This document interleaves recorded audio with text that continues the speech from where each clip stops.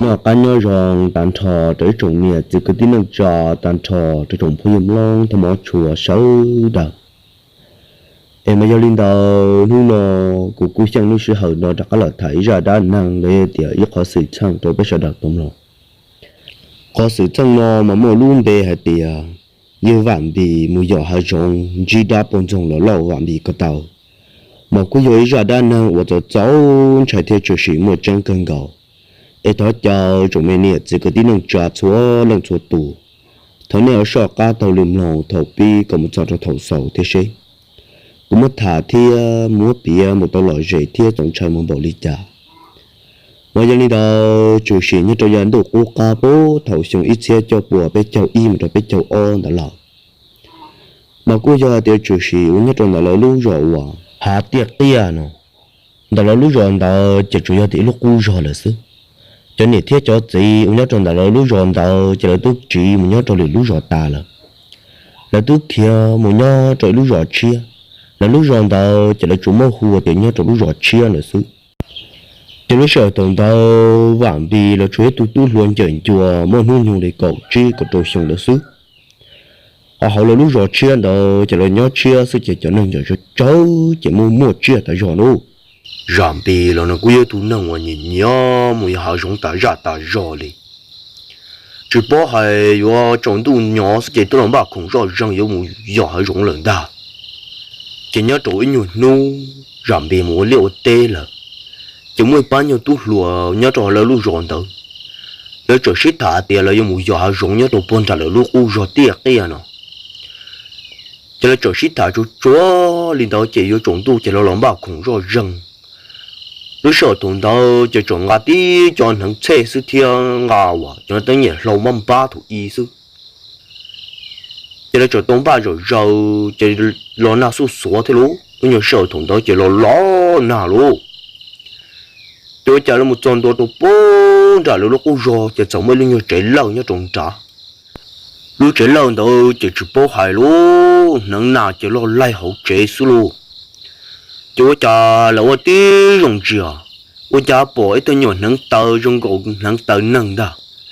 ta chỉ mà họ mê ai ta rồi, bỏ chỉ tuần tí tờ ta chỉ mà chỉ bỏ lúc tờ chủ, bỏ trên tua lý giả cả tờ mà tôi chỉ tuần tí tờ bể sư, tờ lúc bỏ lúc tờ nó thì họ chỉ bỏ nó, chỉ là tướng trai trò là tiểu bằng trồng tuần nâng tờ nó nè. Mà nhớ trò là chỗ lầu thủ mà là chỉ là lúc rồi nó làm mà lấy những thứ chỉ ta là một lần để xem mà cho lúc chỉ lần đó là họ chỉ thua nó lúc chỉ lần đó mà chúng cũng mấy tu chữ là tu đu luôn chúng cũng lúc chỉ mà đu tại rồi họ các bạn chỉ tàu những chữ pha đi cho nó chỗ tao một chỗ tàu cái chỗ bự luôn lo chỗ tàu bự cho họ chịu trà lần chơi rồi sát tiểu mấy cá tàu po rồi họ po liếc rồi những đồ sát tí sư cho cuộc đây cho chọn từ xí nhất đầu tí, giờ là tiểu cả tổ po thì chả mua bé lúc họ nạp bé po rồi, bé chủ động chơi một sai chỗ nữa, cho nên không nên yêu chỗ tờ, họ nên lo chơi một sai thì anh nên chơi cái này to pon đâu mà, dân chơi một to đâu số kiểu mua họ nạp sau là tiền luôn, tôi cho nên sơ chỉ là cho nên họ có nên họ nên một chửi họ nhậu đấy trở đâu bé to. Lúc họ nào mà nó đủ cá mà chỉ khó trò nâng nào mà nó lại số chỉ cú xía hàng lú thằng đó chỉ anh ấy lo nữa thì cú xía hàng là bị chọc bự kia nữa tôi nó mò ít chỉ li trâu ở một bên một số bé tua dùng nó lúc họ nào nó tổn nó lấy cho sĩ ta cho tan thô cho nên chuẩn kỳ bé lòng một cái cho họ cứ để nó để đó cho bé này chạy phong số đùa để lúc chạy lâu chỉ làm ba món nó chúa tàn thọ chỉ bán nhiều bự luôn chỉ bán nhiều bự nhiều bia sữa bán nhiều dùng một rổ nạp bé nó cho cha bự tròn tua lúc này sữa hậu cổ mông cho cổ im mông tới lúc sau đi lý đợi chụp phong bao giờ lý tại rồi luôn cho cha bao giờ nó ít tu đã chịu mau cho toàn tu tế rồi我怎么做了这多种的路和中文的我，路谁浪的路，这多红头就家把有我了弄，就把有股那用个谈的能谈的了， lo chọn đồ được hoàn đầu chủ trả cho cái linh chia đồ được hoàn đầu giờ cho cái linh dữ tiền bạn nên chưa một chỗ tổ từ nó nè cho chỗ tổ bự hậu của lúc trẻ được thia của chỉ tôi dùng bự cái lú chủ trả cho đặc ăn họ máu chỉ trò một chỗ tổng thực tế rồi chú bây giờ sùng sai chỗ thì ở nhà này bọn nó lúc từ là thả luôn rồi rong cho giờ thì tới ông lo sao lo này rồi là nhớ rồi rèn chỗ chẳng lo tua sức chú lỡ bụng chôn tôi lúc sau cầu ôm mông một chỗ bé mông để cho nó sống tổ nào thì luôn lỡ một chỗ tí sức chơi chỗ nào tôi lo chỗ nào chơi chỗ chúng tại ra tại rồi luôn chơi bây giờ tôi chỗ nào nó chơi chỗ nào những chuyện tà đi luôn chỗ nào chơi chúng tại rồi bây giờ bây giờ chỗ nào bù tà chứ bây giờ cái liệu luôn khí khó chúng đâu không chơi lủng ba bé mình đã cá tua luôn chú cho là khi kia khó số chơi lông gầy là một hồ cứ để chắc ăn đáp là tí nó tôi cho là cho đồ tí nó để là lúc trẻ mà lấy nhục khó chú thôi mù lò mà nhưng chúng mới tụi nắng nào rồi tôi cho là đã cá là cho đã cá bò tôi mới nhận nắng tàu bọn trong đã cá là chú gì là lúc trẻ nữa ó lượng cổ cho là tiểu tụi nó chỉ nhục bọn trong đi luôn cái gì tôi cần thôi là chính xác là bé tôi không được cho chỉ biết một trẻ đấy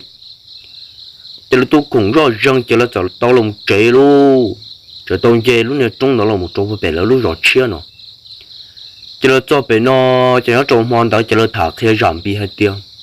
bé một tuổi nào nhá trong trào bé lúc cũng rõ đó mà nó trong tết tiêu tôi để bé tôi bé cho nó thùng bù tả đi luôn chứ làm bị chỉ bỏ lúc khó nào đó luôn chứ làm bị tiền cho nên tao chơi bé cũng đã có một to chỉ bao nhiêu tôi luôn đã loại tiền nhiều có một lò nào cũng nói chỉ tao tả thế chị cho bên nó chỗ nào nó tả cho bên mà đi có một giò nữa chứ trời tao mới chỗ nào nó uống trắng chua kha rồi tao nó một liệu tê bên hung cầu thì nó ta chỗ nào đâu để tôi thâu đi tao cá liền bên hung tao cá rồi cho nên có một xí dầu thì chúng mới giống nó là chỉ biết có một giò trôn trả luôn tôi khó tiền trả mà giống nào trong hàng luôn chịu thằng đó chỉ lông ba khủng rồi rừng lấy vô có một trôn trả luôn rồi có một trôn trả chịu trả lúc khỏi tú rồi xó rung cô lấy mấy tôi năng là nhót trào là lúc trời hậu tù luôn rung cô phong bỏ tôi nhọn hướng tới bọn trong phong nguồn chi là lúc trời trụ một lò liền chỉ là chỗ xa thì cái lìa bây tôi bị họ chủ trả cái lìa lạc bự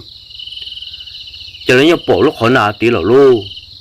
chỉ là qua thì bây tôi cho cháu thiết kế với một chuyên gia phải dây rồi thì tên như wow họ cho thì sẽ bỏ mang trong tệ chỉ là chỗ tôi chỉ cái chân như trì là chỗ tôi gà cái là tôi nhận muốn gà họ chuột như tôi sát tí chỉ là chỗ tôi muốn gà họ chuột tôi tí chỉ là chỗ một chuyên gia phải dây tôi nhau tôi sát tí chỉ là một chút chọn dép phải dễ của thủ chỗ lẩu chua mà nào nữa nào luôn là chỉ tao muốn dép lẩu là ta chỉ nó bé nữa chỉ là một chút dép phải dễ nhá đồ tí chỉ là một chút ý chỉ tư trồng tu kia luôn chúa chỉ là cá lò chỉ là tròn tuôn là cứ để chỉ rong cổ đi bỏ ít tuần hướng tận đúng chúa chủ của lớn tê là chỗ bé chế là chỉ là chỗ xa thì lực từ lẩu tê vô rồi lần từ này nó lo nè chỉ là trong tụi phải to phải vô cho lúc trẻ nữa còn nó chỉ phá tại rồi chủ trọ lần trước chỉ cho bỏ ít tôi nhọ đúng một dùng kia chia nó một trâu tổn thực tế là còn đó chính chỉ bỏ thì nhất rồi lúc cũ rồi thằng đó và cho lòng nhỏ ấy nâng tua lên cho một phổ tụi tổ thế lỏ đó sẽ do nên đó đã tôi trái tuần khi rồi chỉ do đi luôn cho nên cô chỉ bóc họ nó trăng đi cho nên trở xa thì nhà chúng nó đã chỉ ôi cho nó lo cho bé cho nó lúc họ chú ý chỉ tôi thì những người lớn tôi cho nó chỉ tàu đồ cho nó trồng bàn tàu cho nó lọp bự nhá trồng bàn tàu cho nó bự ít nhục bia làm băm họ nó chúa tàn thọ cho nó làm băm họ nó ta cho nó trở tiểu ô bây giờ có một số bé tuần sẽ phải dễ đấy sẽ bỏ mà nã cho cho nên chỗ đông ga kia lăng tính nhẹ có một số chỗ sẽ phải dễ chỉ mà nào luôn một chỗ trung tư là trung nhưng mà ít tu một chỗ trung tư trung mà ít tu sẽ chỉ là những đợt chuồn trổ rồi chúng mình cột từ trung cổ để lấy cột đợt tụ nà chỉ là tiểu là nàng to rồi chỉ trả mù luôn trả có một tí chờ chỉ là trả cá máu là một con tua tôi tí chế nó chỉ là cá lọc bự là chẳng nà nó mới chẳng nà phó chú chúa khá cho số giống dạy chỉ là lọc bự chỉ lúc sau tôi cầu ôm mùng cho im mùng đó nữa lý tại rồi là chỉ là lý chú chỉ là bự tôi cho nó khu khổ toàn thực tế lộn thà đấy nó muốn thích thua là tập là nó khó trông tôi chẳng ban đầu chúng lên bạc u là gì tại chỗ cá luôn ban đầu chỉ nên gam thôi cho hỗ trợ chỉ giảm bị tôi要动机啊只用个一动的都落了当头中等的但是giảm bị nhữngตัวchỉ tao không một lần chi ăn được đi chú cha là trong tôi không đâu chỉ giảm bị bự bố chỗ toàn đồ luôn chỉ là mới giảm bị đeo ô lìa luôn mới giảm bị chạy ô lìa rồi giảm bị cứ lời lấy những chuyện nó đi giảm bị đi một cha lấy những chuyện nó đi cha giảm bị chết đi tụ lộn tụ nhỏ hồ sữa tại rồi mới giảm bị chủ luôn để giảm bị ngoại họ đưa ô lìa rồi cho nên những chuyện nó đi chỉ nhớ ý chỉ我家giảm bị弄chỉ giảm bị tụ khung đông thả đồ cá trang đồ công đồ cá trang đó chỉ thằng đó chỉ我家giảm bị chưa nên được mới dùng đồ dùng là chỉ giảm bị mà lên nó thằng là một chỉ giảm bị tụ bung ta đồ cá trang luôn chỉ giảm bị thì bây giờ được bây giờ chỉ nó đi tụ tôi là tụ trâu rồi 我家老里老是giảm bị bao tàu giảm bị chúng tôi là tụ tao tàu tích cực rồi rồi chứ wow con đồ bé đó chứ nào tao trâu rồi để trả chuyện nó đi chứ thằng đó chỉ giảm bị lúng thân đó giảm bị lúng theo cái một bơ cho sát tí chú ta ý chỉ tụ ô mộng tê mộng ban nên cần gắng dùng cổ đi đám mộng rồi chỉ dùng liền luôn thằng đó chỉ sáu một giờ dùng liền luôn chú ta ít nhiều chỉ sư chú cho đi ô một tê mộng cái nhà của phong yêu bố giảm bị đó chỉ giảm bị một lần nhớ đồ sát tí được chứ nữa là nhớ giảm bị khó theo được luôn chú ta ít chỉ nhớ đá to nữa đó cá lồng gà cho hú chế chứ chắc là mỗi dân đó chùa luôn thằng đó chỉ dân đó hay dân đó những bao số tung bỏ thằng được tập trong được giống lần đó chỉ là mỗi dân đó chạy đua chỉ dân đó ôi thế chỉ là có mỗi dân đó chạy ô lìa cú luôn chắc có mỗi dân trở từng cá chắc có mỗi dân lột bung cá trả đùa chỉ dân đó chỉ tàu luôn chỉ dân đó thế là cá tàu kéo một bữa tôi giảm bị sa chỉ phong ô liền là chỉ tư有干多kia chỉ là mà liệu chỉ ta là một chỉ là ô chỉ là một bé một chỉ tao nào luôn rồi nói chỉ lấy đồ nào liền lấy cổ tao như tụ bé chúa là sử dụng trà chúa trà là nhỏ ô trà lấy tiền ô cá liền thế chỉ một số bé chỗ nào thì lo cá liền luôn chú cha là một trong thì là chỗ chết thì trong tôi là trong chạy ta sử dụng lò lâu sinh rong cổ nó từ tôi đầu vấn đề nữa ta chú cha đầu số một trong tôi trong thi câu cho bỏ tôi rủ luôn giờ nhau tôi tổn thà luôn tổn tới chỉ tôi bỏ kế rồi nông chỉ tôi qua rồi nữa ta cho lỡ tiểu lần từ này tôi chạy vô tôi số với chọn riêng này đó để giảm bị chỗ khu kia thì cái lớn từ nào con chỉ bỏ thì chọn riêng là bé chúa rồi cái dòng lo là dòng mông chỉ tê đi luôn cái dòng lo là dòng mông là hả nhưng chỉ tê đi chứ giảm bị cha chỉ giảm bị tiền bao nhiêu khiêu nó khiêu cũng khiêu nó sử dụng vô sao hả nhỏng lao sát bé tôi một số chơi đi trôi là một số luôn chỉ bỏ tiền cho một đáp tôi này lần tôi đi luôn cho nên trong đó nó cho nên chạy cơn tổ chỉ để cho tôi ba chút chua và không chút chua chỉ là giàu cái chỗ nào số tốn chạy luôn một gì sư phụ cái kia là một chế số luôn giờ thằng đó chỉ là tôi kia là cho tôi bị chế nó chỉ lúc u rồi chỉ là chỉ搞một giàu cho đi là lại tiếng nhưng mấy tôi tiền chữ rõ tờ lúc chế đó là chỉ là mua là lấy chỉ bút lúc chế đó đi họ chỉ bao họ để ta lớn thuộc trên đó em không mong mong tỏ lò em mới luôn trả nhớ trụ tỏ thiên rồi đó cho nên cho chỉ mà liên hành đầu thiên nữa chỉ bắt đi luôn đó khi nào cho tôi bị chế đó thì bị gió nó chỉ bây giờ chạy đông hơn rồi chỉ bây giờ chạy chỉ là ôm mò chỉ coi là cho nó dùng chỉ rong đi luôn chỉ là cho nên cho chỉ thế cho tôi đã có một khu bì đã có một thọ chỉ cho nên cho chỉ thì nhất trong đó luôn tu chế nó mà thủ mà là phổi tu và mình nhổ tu nhau trong đó là thiên nữa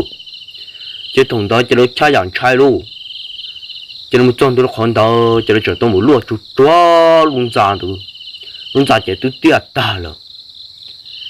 chỉ là lúa chút tôi luôn ra chỉ là cho tôi thổi sát chọn đầu lỡ sát lần đầu thổi luôn ra được hết tiếc